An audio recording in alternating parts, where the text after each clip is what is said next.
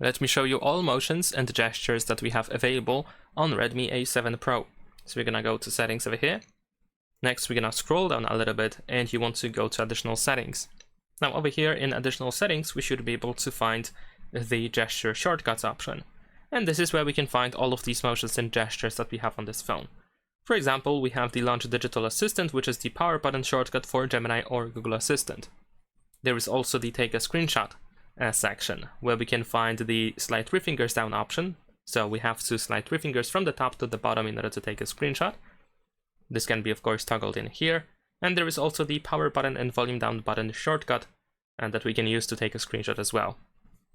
Then we have launch camera settings, or shortcut settings actually, where we can enable double press the power button in order to activate camera, or you can use double press volume down when the screen is locked. Other than that, there is also the flashlight shortcut that we can enable, where we can double press the power button to activate it.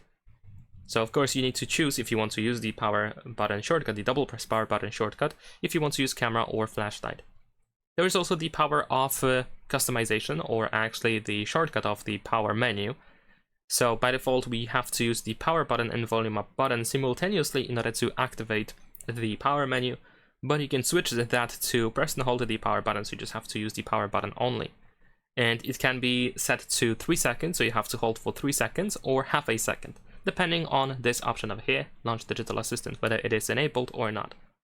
And there is also the double tap fingerprint sensor. So over here you can choose one of these options in order to choose what should happen when you double tap the fingerprint sensor, that is the power button.